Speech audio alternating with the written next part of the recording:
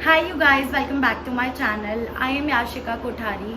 So today I am not here for any challenge. This video is all about my दादा और उनकी प्यारी प्यारी बातें जो मैं आप सबके साथ शेयर करने वाली हूँ.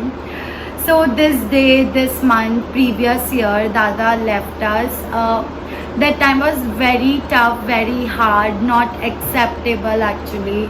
बोलते ना अभी भी विश्वास नहीं होता है कि दादा नहीं है, पर वो जहाँ पे भी है उनकी ब्लेसिंग्स और वो हमें फुल प्रोटेक्ट कर रहे हैं. क्योंकि मैं एक दिल से बात बताती हूँ, जब भी मेरा कोई काम नहीं होता है या मुझे कोई प्रॉब्लम आ रही होती है तो बस मैं मन में दादा का नाम ले लेती हूँ और वो काम इतने अच्छे से हो जाता है, इतना इजीली हो जाता है. तो वो जहाँ पे भी है वो हमारे साथ ही है.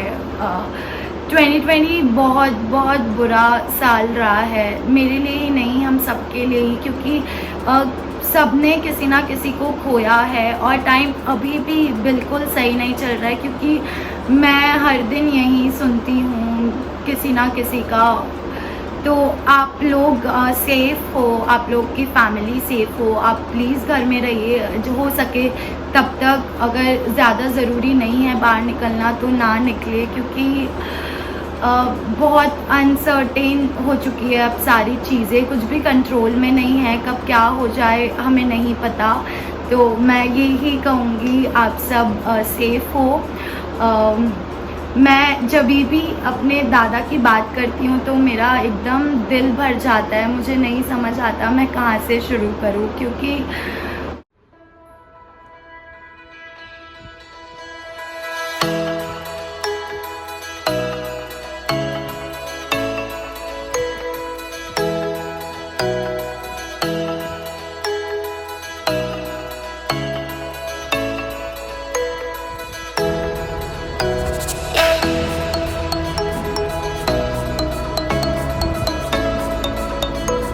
दादा को खाने पीने का बहुत शौक़ था. मुझे एक दिन भी याद नहीं है कि मैंने दादा के साथ ये नाश्ता ना किया हो. हमने हर दिन एक साथ बैठ के नाश्ता किया है.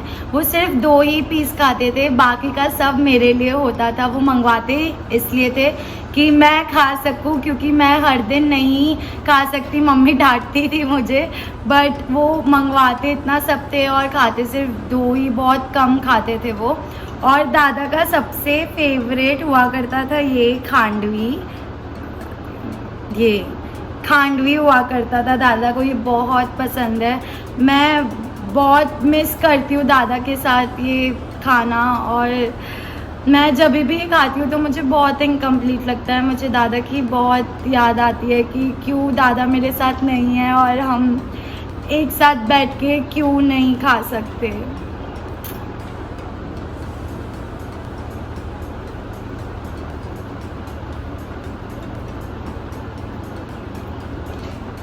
दादा की सबसे अच्छी बात यही थी कि वो बिल्कुल ही सेल्फलेस थे. वो ये नहीं देखते थे कि इन्होंने मेरा नहीं किया है मैं भी नहीं करूँगा, ऐसा बिल्कुल भी नहीं था. वो अपना 100% देते थे, वो सबके लिए ही करते थे. और वो जहाँ पे भी जाते थे ना तो वो खाली हाथ तो कभी गए ही नहीं है. वो हमेशा कचौरी लेके जाते थे, अपनी उनकी फेवरेट कचौरी जो होती थी मोगर की, वो कचौरी लेके जाते थे. तो बस आज मैं भी वही करूँगी. मैं अपनी बुआ के घर जा रही हूँ उनके लिए कचौरी लेकर. मैं बिल्कुल दादा जैसा तो नहीं बन पाऊंगी, मुझे बहुत टाइम लगेगा वो बनने में. पर दादा ने हमें जितना भी सिखाया है, जो भी पाठ पढ़ाया है, मैं बिल्कुल उनको फॉलो करती हूँ. और मैं सच बता रही हूँ, मैं दादा ने जो जो भी मुझे बोला है और जितना भी मुझे सिखाया है मैं उनको ही फॉलो कर रही हूँ बिल्कुल. तो बस अभी मैं जा रही. तो मैं बुआ के घर आ गई हूँ, पर बुआ घर पे नहीं है. उनको मैंने कॉल करके पूछा, उनको लेट होने वाला है, तो बुआ ये कचौरी वापस आके खाएंगे.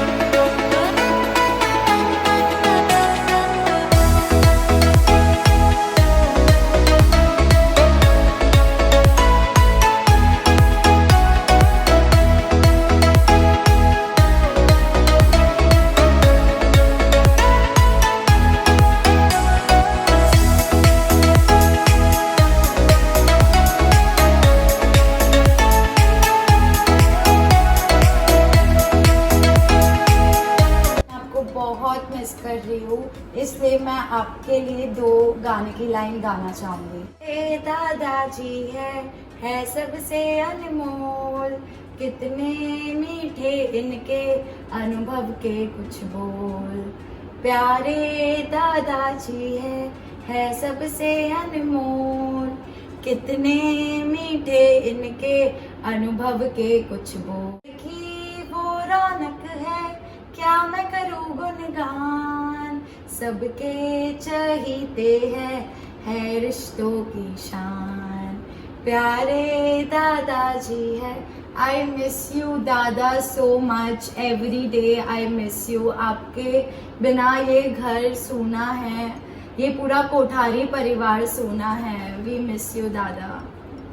दादा और मेरी बहुत फ्रेश मेमोरीज़ है, क्योंकि लॉकडाउन में 2020 के लॉकडाउन में दादा दादी मेरे साथ ही थे। जैसे ही 4 बजती थी दादा की आवाज़ आ जाती थी कि आज क्या बनाए तूने खाने में, ताश खेलते हैं। जैसा कि मैंने आपको बताया उनको खाने पीने का बहुत शौक था, तो मैं रोज़ उनके लिए कुछ नया नया बनाती थी और उनको पसंद भी बहुत आता था मेरे हाथ का। हमने बहुत ताश खेली है। मैं अपने आप को लकी मानती हूँ, मैं ब्लेस्ड फील करती हूँ, क्योंकि दादा के लास्ट टाइम में भी दादा मेरे साथ थे। तो और उस टाइम में मैं दादा से बहुत क्लोज आ गई थी। इतना अच्छा एक बॉन्ड हो गया था हम लोगों का, क्योंकि पूरे दिन हम घर पे ही थे, हम साथ में ही रहते थे, हर चीज़ साथ में ही होती थी। तब मैं दादा से बहुत और भी क्लोज आ गई थी और अटैचमेंट हो गया था। मुझे दादा की एक बात याद है, जब दादा बहुत बीमार हो गए थे तो मैं उनके पास नहीं जाया करती थी, क्योंकि कोरोना इतना उस टाइम हाइप में था, तो इसलिए मैंने एक डिस्टेंस बना लिया था दादा से। पर जब मैं उनको उनके रूम से बाहर खड़े होकर उनको देखती थी कि वो ठीक है कि नहीं है, तो एक दिन ऐसे ही मैं उनको देख रही थी और उन्होंने मुझे देख लिया कि मैं उनको देख रही हूँ। तो उन्होंने मुझे तब ये कहा कि तू मेरे पास आ सकती है, मुझे कोरोना नहीं हुआ है, तुझे कुछ नहीं होगा। तो अब मेरे को इतना वो सब याद आता है कि काश मैं उस टाइम चली जाती उनके पास बैठ जाती। दादा बहुत इमोशनल थे।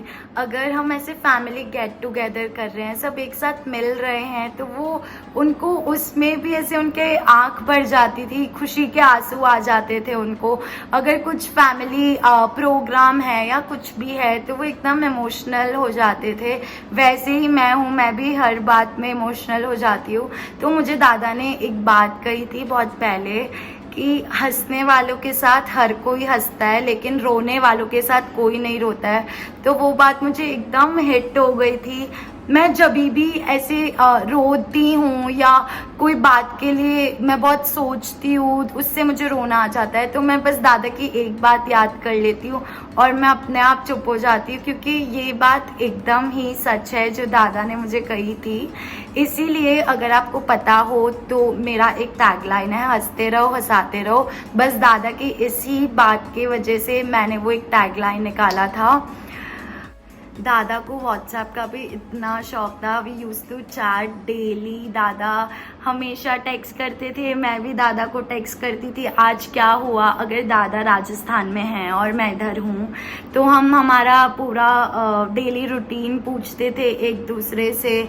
और कभी मैं मैसेज नहीं करती थी तो उनका आ जाता था। उनके मैसेजेस में ना बात होती थी, मतलब एकदम सटीक होते थे, वो जो वर्ड्स यूज़ करते थे पढ़ने में मज़ा आ जाता था। अब ये सब बातें रह चुकी है, ये सब यादें रह चुकी है। मुझे बहुत याद आता है दादा के साथ ये सब चीज़ें। आप भी अपने ग्रैंड पेरेंट्स को ग्रांटेड ना ले, आप उनके साथ टाइम स्पेंड करें, उनका ध्यान रखें, उनके साथ खाए पिए मज़े से, उनकी बात सुने। यही सारी बातें हैं जो बहुत याद आती है अब, और मेरे पास अब कुछ कहने को ही नहीं है। They are such a real blessing. आप लकी हैं अगर आपके पास दादा दादी दोनों ही हैं तो।